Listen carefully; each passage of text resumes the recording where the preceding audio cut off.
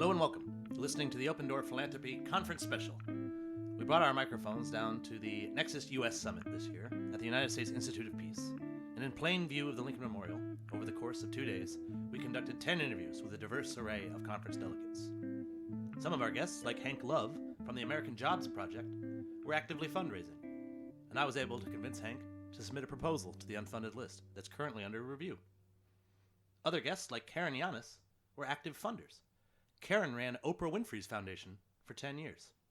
I was able to convince Karen to join the evaluation committee. We had a bunch of other cool folks sit down with us who were a little bit harder to find.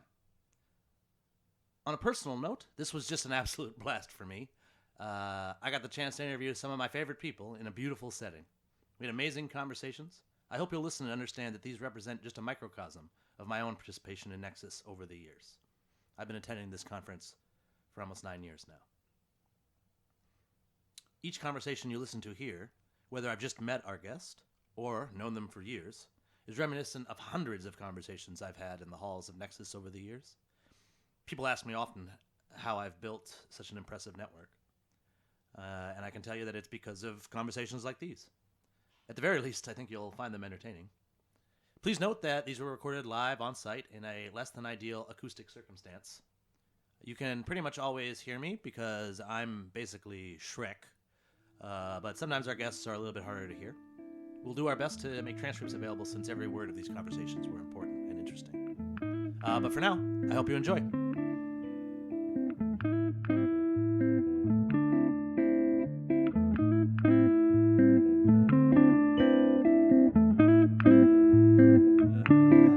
We are recording. We're still here at the U.S. Institute of Peace, the Nexus U.S. Summit. And our next guest is Jason Kampf. You go by Jay? Go by Jay. So we'll call you Jay. How are you doing, Jay? I'm doing well today. How you doing today? I'm doing great. We've had a lot of really fun conversations this week. I'm sure this will be no exception. Let's just start with the basics about you. Who are you? Where are you from? Originally from New York. Lived outside the D.C. area, both in Maryland, Virginia, for about the past 25 years. I went to school here in D.C. I went to college here in D.C. at American University, and how I found myself in philanthropy was through a company that I started at 20, which really took on the United Way. And what we wanted to do was streamline and digitize that process. After 9/11, billions of dollars, almost $2 billion, were lost through fraud and mishap and mistake. And ultimately, our investors who manage money for Warren Buffett told us that we were going to become philanthropists and not billionaires, and they gave our application and software to the United Way. And so I've always been involved in philanthropy and understand how much even $1 means to an organization, and where the shortfalls are in a lot of organizations, because I've stuck with it for the past 20 years, serving on boards and just lending my time and volunteering to learn and create better outcomes for the people that need it the most. So the United Way story is very good, or very interesting to me. And something so basically when there's ever a large disaster, or in this case an attack, or sometimes like an epidemic or a crisis or something, there can often be an increase in donations, right? I think right after a hurricane, there's just a ton of money. And it has, I think, more often than not been the case that there is a lot of waste and fraud, because a lot of money comes in very quickly. They tend to go to the groups that have the best brand. United Way probably has the biggest brand of any nonprofit, and it can be very difficult. So I'm curious to know how you exactly how is it that you help them deal with that challenge? So I think like anything else is timing, and what you said is very correct. Like in a time of natural disaster, people rush to really come together and try to do things to offset and balance what's happened. And I think what was happening with the United Way and corporations were, United Way was a pet project, and it wasn't a full-time job.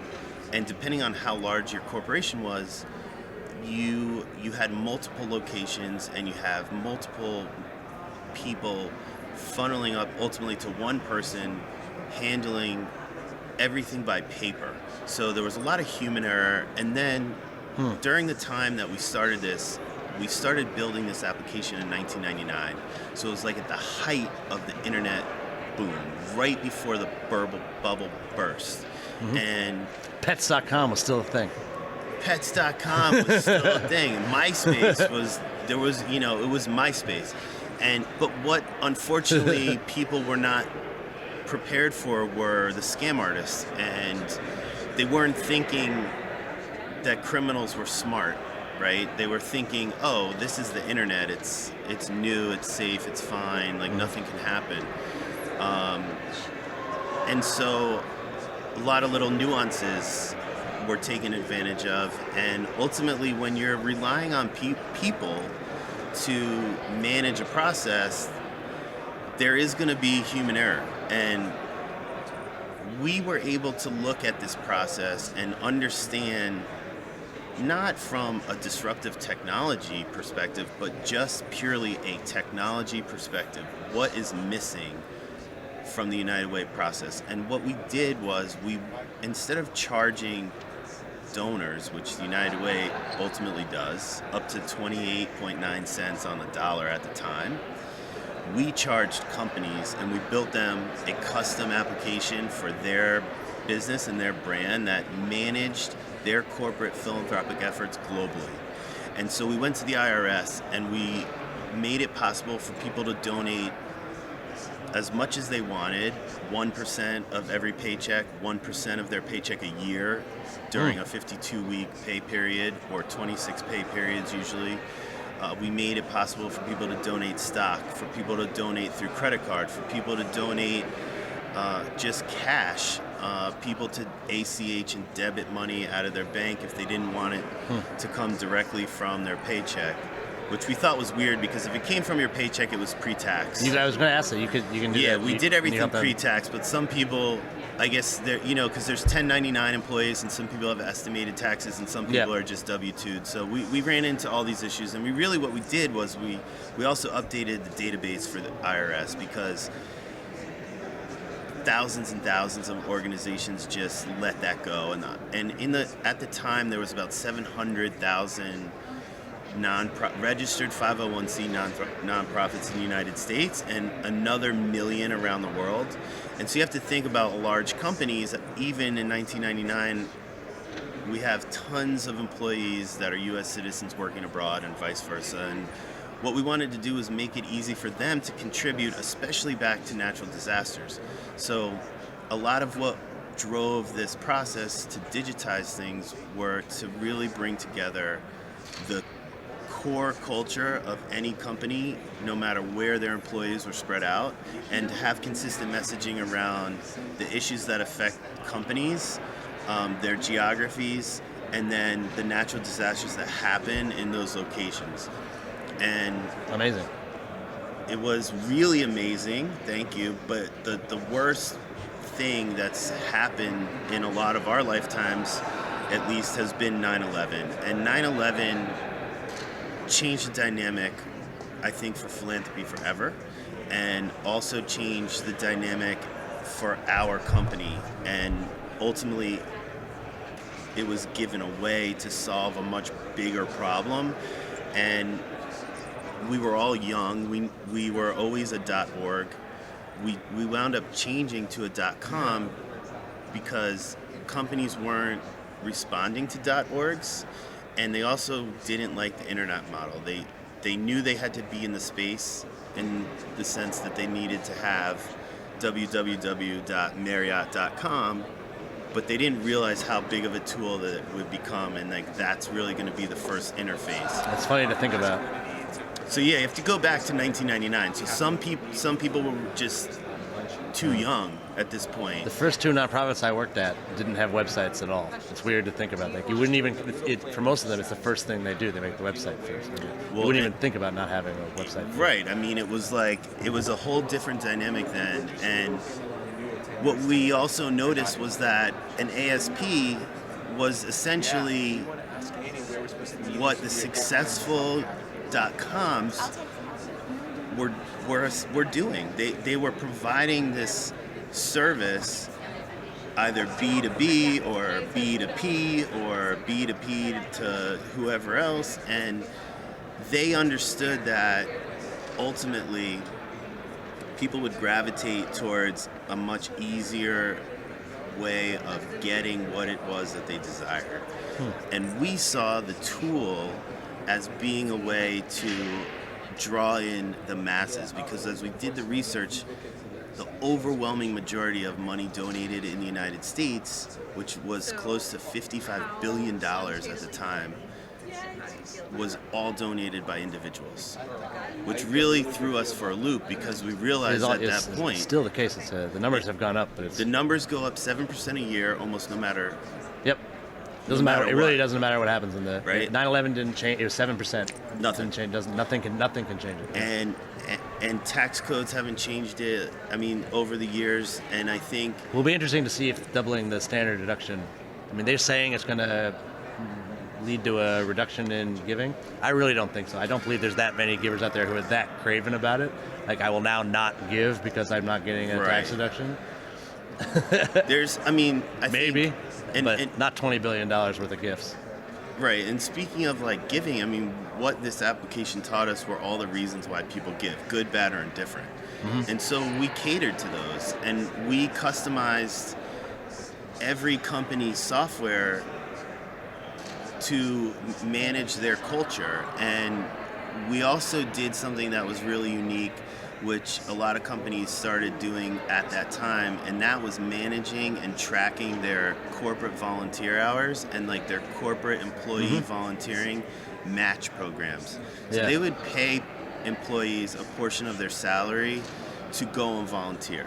And we were able to successfully keep track of this for companies so that they could actually use the deductions and use the incentives to get people to volunteer, and then get the appropriate incentives that they were supposed to receive on the back end. And so it's a very good point, and and I think it's a lot of the unfunded and the fundraisers that might be listening.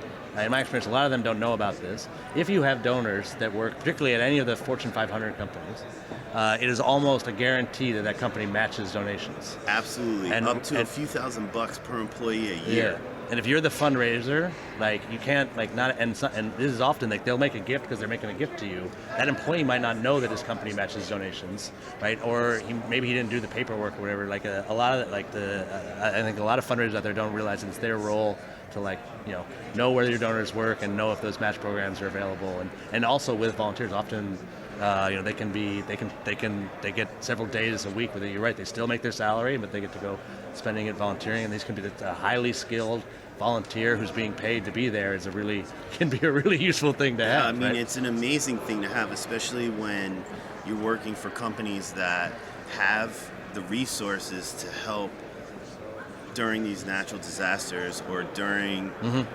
times of severe disaster like 9/11, or in New Orleans when the levees broke, or some of the wildfires. These types of disasters seem to really draw so much inclusion from the country and from people across all sorts of nationalities and skin colors and beliefs. People just sort of forget all of that stuff and want to help. So it shows that there is still a lot of good in people. And I think what we were able to also accomplish was a really good understanding of how philanthropic-minded corporations work, and how we help them use this portal through their interweb and through their own corporate network to see the utility of what web pages can do. So we saw a lot of companies that started to work with us then say, hey, do you build web pages? And we say, well, no, that's not what we do. But now we started to see them understand the utility of having that web page and really what that meant and how it could work, because it was disseminating information, it was clear messaging, consistent messaging around anything, and that could be around corporate initiatives. And so I think a lot of the companies that we worked with were more in the front of that than some of their peers and competitors, because they saw the real utility of how their employees responded to just this one aspect, which, if you take it back to United Way, it basically was a campaign for a couple of weeks during 1 month a year. And what we did was we made it a year-long campaign that wasn't a pet project for somebody. It ran itself, and it spit out a report for a CFO or an accounting person to take a look at all of the information that they needed very clearly. And so from there,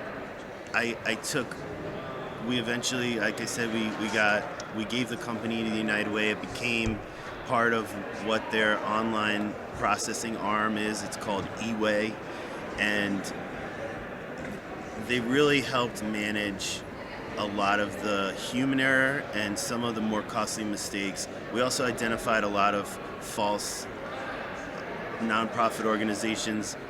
We called the FBI after 9/11 several times a week. There's a surprising number of these fraudulent nonprofits out there. Tons of them. And like generally getting away with it. Like any popular nonprofit, like the Wounded Warrior Project or like Make a Wish, right? There's gonna be 100 like the Give a Child a Wish Foundation or the like Wounded Warrior Alliance, right? They're just trying to copy and they're not helping anybody. Logos. Not helping anybody. Yeah. They're not helping anybody. When Wounded Warrior got all that flack for suing other nonprofits, but like those weren't like, yes, they're nonprofits, but they're scam artists. Like they had to sue them. They were protecting like their it's their brand too. I mean, people forget that. No, it's a real thing. That brand is important to them. It's how they're able to help the people that they are. I want to shift gears a little bit. Do you remember how you and I met? I definitely want to say it was 100% at a Nexus event. Yes. I don't remember the. Do you remember there was I think the theme of the dinner was at Darlington House, and the theme of the dinner was "Can money buy happiness?" And I remember a wonderful dinner. And I think it's also where I met John Benenson. Yes. And in particular, I remember that you, me, and John were, as I'm sure will surprise no one, three of the most vocal folks that they're very, very wildly opinionated. I remember, in particular, what you said. I remember you were saying, you had been, you didn't give the details of the company, but you said, I used to be a single guy, running this company and everything, and then, but you found real happiness when what happened? When I met Crystal. Yeah. So I met my current girlfriend, Crystal, and I'm a stepdad now to two girls. So she has two girls that were 5 and 7 when we first met. And I think everything changes when you actually are really needed by somebody little, and you develop these unique relationships because you can sort of see how the world unfolds to somebody who's learning it for the first time. And watching that really broadened my aperture for how I viewed everything in life, because it wasn't just for me now, it was for these little minds and these people that were just experiencing stuff for the first time. And that's incredible. It's been an incredible ride. I mean, it's every day is there's good, there's bad, there's sad, there's happy. But at the end of the day, when you say goodnight and you tuck them in bed, or you make sure they're okay, there's nothing that you get otherwise as satisfying. And so that's been a real gift to me, and maybe the best gift I'll ever receive. I think you're probably right about that. At Nexus and also with the unfunded list, and I think a lot of people in the social impact sector, they spend a lot of time talking about things like the stuff you worked on, disasters. Most of the proposals that come to us are some sort of solution to like a major social problem, right? Someone is suffering out there as well. But that's and one of my concerns, right? I think those. all that's great. We need solutions to social problems, right? But the social sector is it's about much more than that. In particular, the arts is a part of this sector. They are nonprofits just like anybody else. I know you are an artist and interested in that space. We do get some artistic proposals submitted to us. People trying to make a documentary or sometimes a play or a musical about Ruth Bader Ginsburg. That was one of my favorite ones. I'd fund that. Would you? All right. I'm happy to introduce you to Matt Barr. I'm sure you'd be. Actually, you know what? You'd really get. I'm definitely going to introduce you to Matt. You would like that guy. And you should. I'll send over the proposal for the RBG the musical. He's written some of the songs. He's already recorded some of it. It's great. It's pretty good. I would like to. I would really like to receive even more proposals related to the arts, because while it can be like maybe a little bit more unclear how the arts solve certain social problems, right? Like it's not like you can't do a play and have that clean up a community, right? Sure. But that doesn't mean it's any less virtuous. And so, talk to me a little bit. I know you are an artist, perhaps involved in funding the arts and arts organizations as well. How did you get into that from the work you were doing with the United Way? Have you always been an artist?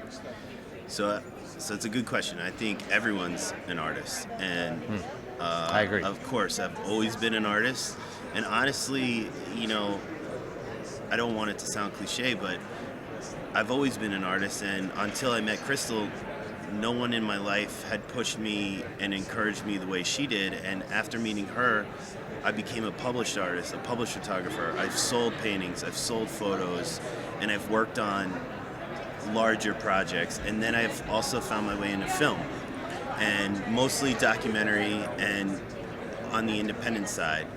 And I look at art as a very basic, rudimentary way of communication. So we look at like our history early on, even if we go back to the famous cave drawings, we've left behind some evidence of what was around us.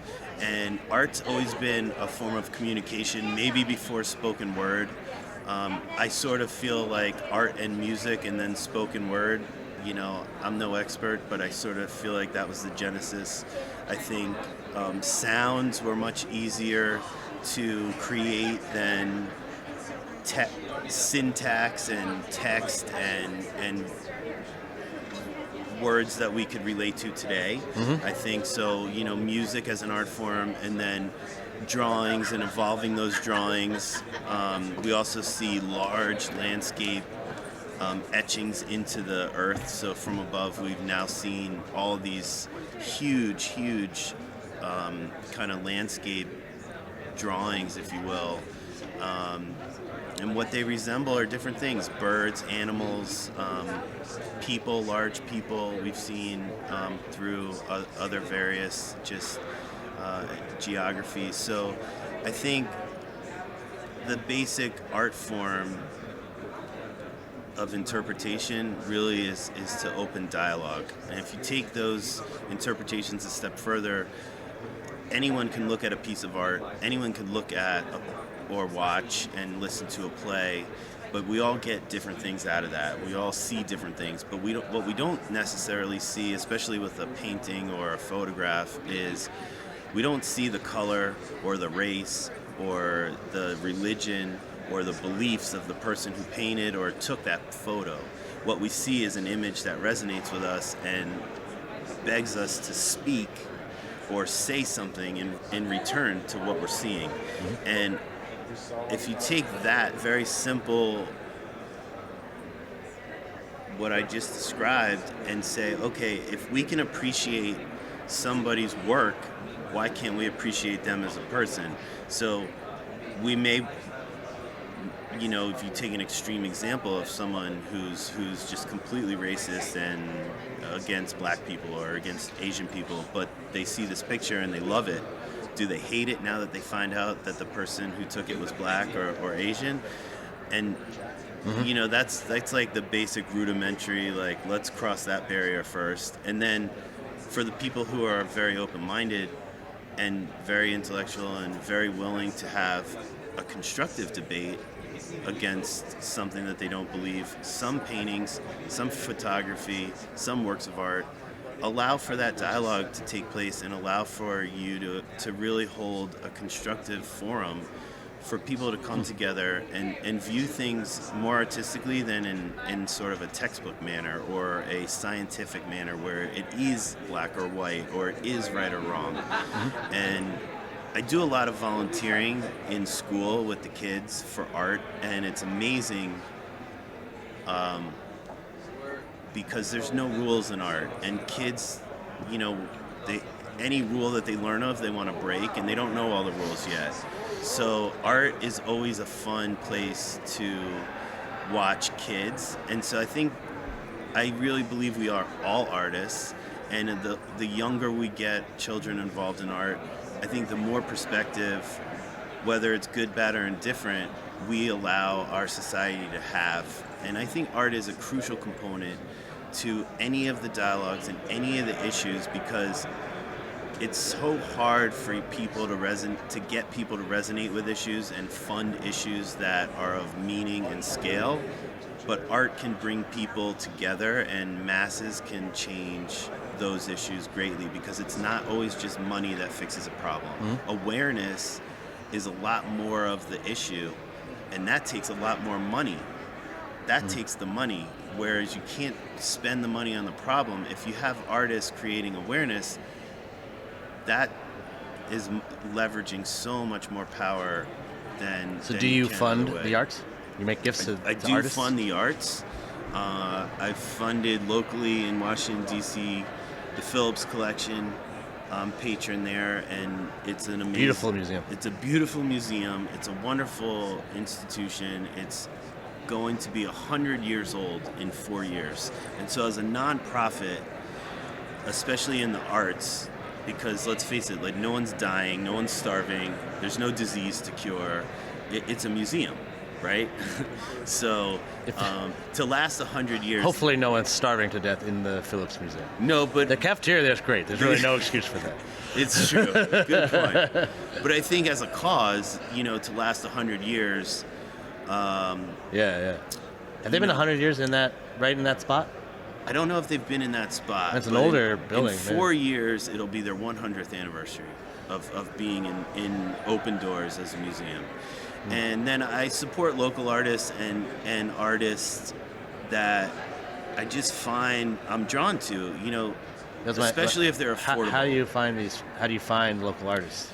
Whenever I travel, it's one of the biggest things that I have on my list of stuff I want to accomplish when I have free time. So I always try to get out into a local art scene, and being a photographer, I can capture and usually kill those two birds with one stone, because I'll take the time that I use for going to photograph a city or architecture or wherever, and I like to try to start with kind of like in the Wynwood district and outside Miami, or in places downtown LA and just near galleries and places where, you know, you can kind of see what's going on with street art and in galleries, and whether it's also local fairs like in New York up in Soho, you know, tons of artists and street artists and artisans from all medium, whether it's jewelry to canvas to photo to drawing on newspaper right there. Or one of my favorites is a guy who makes these great drawings on subway maps. And, you know, so I always try to get to those places. And some for inspiration, some for just to kind of see where things are moving, and also to support these people who really are local artisans, and just to give back to that community.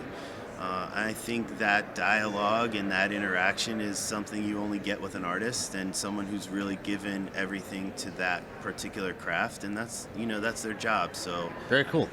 If we get some arts-related proposals submitted next round, would you be willing to take a look at some of them?